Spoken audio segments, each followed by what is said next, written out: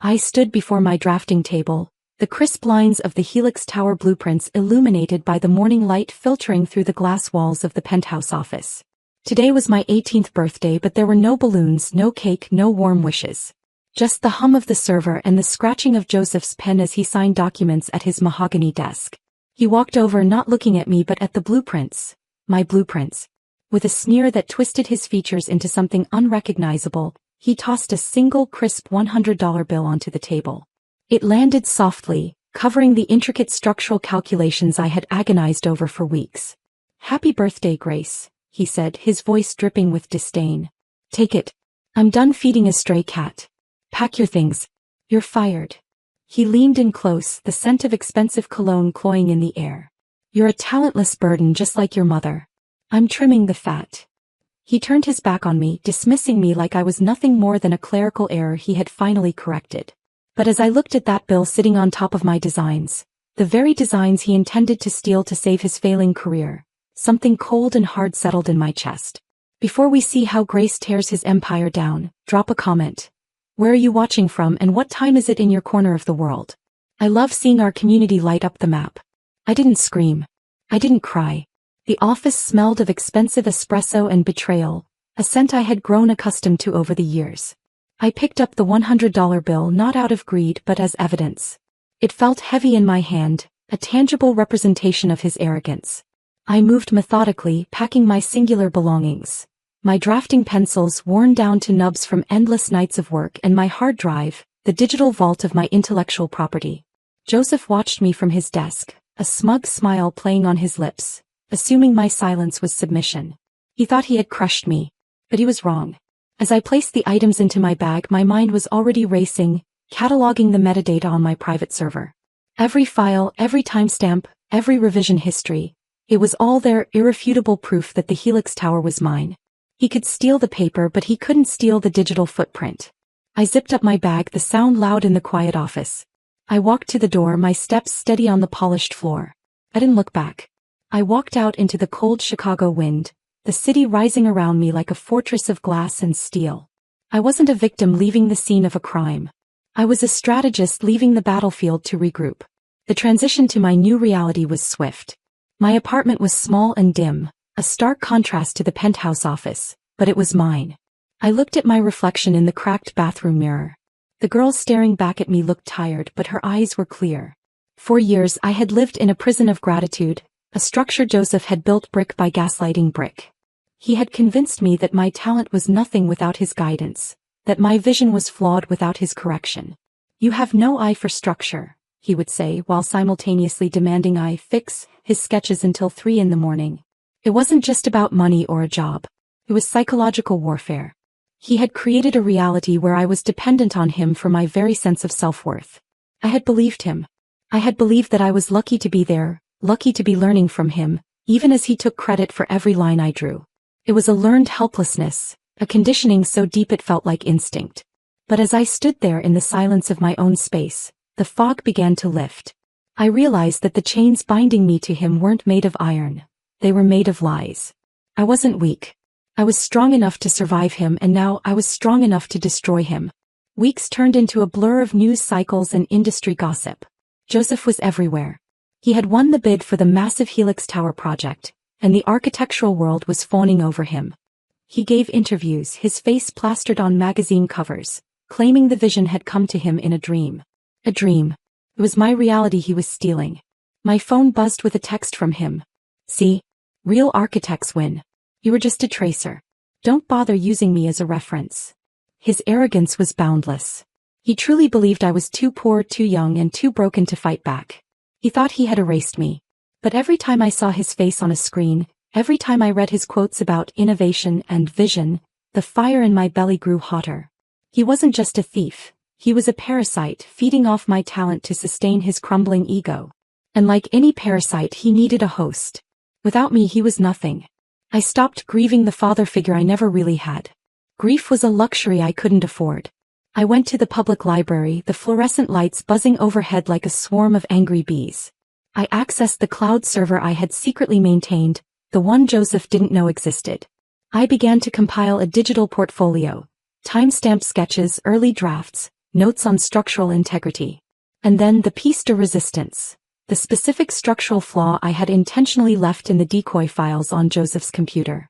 A flaw so subtle only the original architect would know how to fix it. I wasn't looking for a lawyer. Lawyers were slow, expensive, and could be bought. I was looking for something more powerful. I was looking for the client. The entity commissioning the Helix Tower. The one with the money and the power to end Joseph's charade with a single phone call. I scoured public records, construction permits, and industry whispers. Finally, I found a name. Edward. An infrastructure mogul known for being elusive. A ghost in the machine of Chicago's development scene. I drafted a single encrypted email to his private firm. The subject line was simple, precise, and terrifying to anyone who understood architecture. The load-bearing calculation on the 40th floor is wrong. Here is the correction. I attached the proof of my authorship, the digital breadcrumbs that led straight back to me. I hit send and waited. The response was immediate, flashing across my screen like a lightning bolt. Come to my office. Now. I walked into Edward's office, the space imposing and sleek, a testament to his power. He sat behind a desk that looked more like a command center than furniture. He didn't offer me a seat. He just held up my drawings, his eyes scanning them with an intensity that made me want to flinch. But I didn't. I stood my ground. He began to drill me on architectural theory, throwing complex questions at me about load distribution, wind shear, and material stress. I answered every single one. Flawlessly. I didn't just know the answers, I felt them. Architecture wasn't just math to me, it was a language and I was fluent. Edward finally set the papers down. He looked at me, really looked at me for the first time. I didn't take this meeting because of the structural flaw, he said, his voice low. I took it because the style of this drawing, it reminded me of someone. Someone from my past. He opened a drawer and pulled out a photo. It was old, the edges worn. A woman stood in front of a building, smiling. My mother. My breath hitched. Your mother, Edward said. She had the same eye. The same way of seeing the world. He wasn't just the client. He was my biological father. The revelation hit me like a physical blow. All these years I had been told my father was dead, a man who didn't want me. Edward explained the truth. He had been told the baby was lost, that my mother had moved on. He had hired Joseph's firm because he wanted to support the man who raised me, believing Joseph was a decent man stepping up. He had been paying Joseph consulting fees for years. Money meant for my education, for my future. Money I never saw. It wasn't just plagiarism, it was fraud. It was embezzlement. It was a betrayal so profound it made my knees weak. Edward wanted to sue immediately.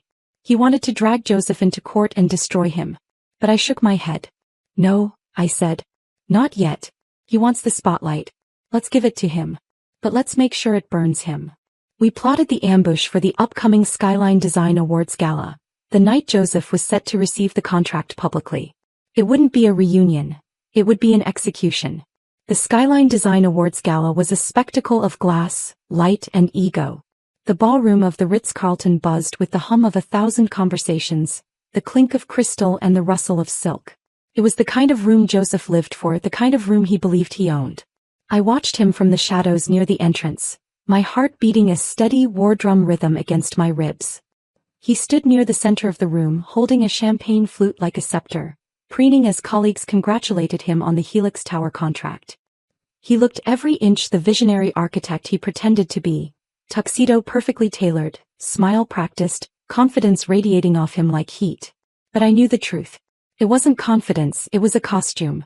I stepped into the light. Edward had funded my attire for the evening. A sharp architectural black jumpsuit that commanded attention without begging for it. I walked toward Joseph, my steps silent on the plush carpet. He spotted me when I was 10 feet away. His smile faltered, then vanished, replaced by a look of pure, unadulterated panic. He excused himself from his admirers and intercepted me, grabbing my arm with a grip that was meant to hurt. I told you to stay away, he hissed, his voice low and venomous. What are you doing here? You look cheap. I look like the architect of the building you're about to accept an award for, I replied, my voice calm. I pulled my arm free. And you look nervous, Joseph. He fumbled in his pocket, his movements jerky. He pulled out a money clip and peeled off several bills, hundreds this time. Take it, he said, thrusting the cash at me. Take it and get out. Make a scene and I will ruin you. I made you, Grace. I can unmake you. I looked at the money in his hand. It was pathetic.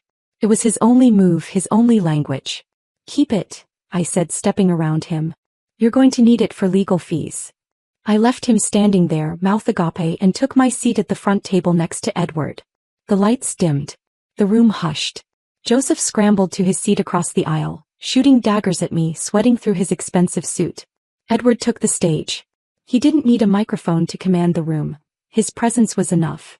Architecture is the art of truth, he began, his voice resonating through the hall. It reveals the structure of our world. But sometimes structures are built on lies. Innovation is rare. Theft is common. Joseph stiffened. He buttoned his jacket, preparing to stand, assuming this was the preamble to his coronation. Tonight, we honor the design for the Helix Tower, Edward continued. A design so unique, so mathematically precise, it could only come from one mind. He clicked a remote. The massive screen behind him lit up. It wasn't a render of the building. It was a blueprint. My blueprint. The original scan from my sketchbook, dated 3 years ago. And then an overlay appeared. The metadata from my cloud server highlighting the creation date, the revision history, the author, Grace_Arch_01. The winner of the contract, Edward said, his eyes locking onto Joseph, is the architect who actually drew this. The architect whose college fund was stolen to prop up a failing firm. Please welcome my daughter and the lead architect of the Helix project, Grace. The room gasped. It was a collective intake of breath that sucked the air out of the ballroom. Joseph froze, half standing, caught in a posture of awkward anticipation that instantly curdled into humiliation. I stood up. I didn't look at the crowd. I looked at Joseph. And then he snapped. It wasn't a slow burn. It was an explosion. Joseph rushed the stage, his face purple, veins bulging in his neck. She's incompetent, he screamed, his voice cracking. She's a charity case.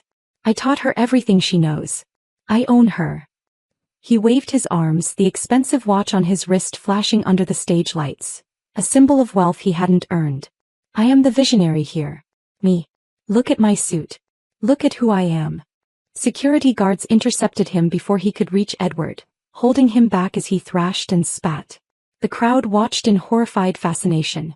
It was a masterclass in the psychology of the imposter. You see, Joseph's rage wasn't strength. It was the panic of a man whose identity was entirely purchased. He believed that if he had the right things, the office, the awards, the money, he was somebody. But deep down he knew the truth. He was a hollow shell. His status was a coat of paint over a crumbling foundation. When you strip away the stolen credit and the embezzled funds, there is no Joseph the architect. There is only a frightened, mediocre man terrified of being seen. His meltdown wasn't just a tantrum. It was the illusion of power shattering against the hard surface of reality. He thought his wallet gave him authority. But tonight, in front of the entire city, he learned that you can rent a lifestyle but you cannot buy a legacy. They dragged him out, still screaming about his importance. I walked up the stairs to the podium. Edward stepped aside, beaming with a pride that felt like the sun. I looked out at the sea of faces, at the industry titans who had ignored me for years. I didn't need to scream. I didn't need to fight. The blueprints behind me spoke for themselves. The aftermath was swift and absolute. The legal system does not look kindly on trustees who embezzle from minors, especially when the evidence is presented by a billionaire with a grudge. Joseph was charged with fraud and grand larceny. His firm was dissolved within the week, his partners fleeing like rats from a sinking ship. His reputation wasn't just tarnished, it was incinerated. We saw him in the news occasionally, a haggard figure entering the courthouse, alone. I imagined him sitting in a small cell or a cheap motel room, perhaps looking at that same $100 bill he tried to bribe me with, realizing it was the only thing he had left. I didn't visit him. I didn't need closure from him. I had built my own closure. 6 months later, I stood in my new office. It wasn't a glass penthouse in the Gold Coast. It was a converted loft in the River North District, brick and timber, filled with light and the energy of creation. I wasn't working for Edward. We were partners. My name was on the door right next to his. I was designing the Helix Tower, overseeing construction, making decisions that reshaped the skyline I loved. There was a knock on my door frame. It was Aaron, my new intern. He was young, nervous, clutching a sketchbook like a shield. He reminded me so much of myself at 16. I finished the drafts you asked for, he stammered. But they're probably not good enough. I walked over to him. I didn't take the drawings and dismiss him. I sat down next to him. Let's look at them together, I said. Your eye for structure is good. You just need to trust your line. I saw his shoulders relax, a weight lifting off him. I was breaking the cycle. I was building a firm where talent was nurtured, not stolen. I walked to the window and looked out at the city. The steel and glass rose up to meet the sky, a testament to human will. I belonged here. I wasn't a tracer. I wasn't a burden. I was an architect. If you are watching this and you feel like you are living in the shadows of someone else's ego, if you are doing the work while someone else takes the bow, listen to me. You are not their prop. You are not their background character. They want you to believe that you are nothing without them because they know deep down they are nothing without you. Break the glass. Take your blueprints. Walk out the door. It will be cold and it will be scary, but I promise you the air is cleaner on the other side. You are the architect of your own life. Do not let anyone else hold the pen.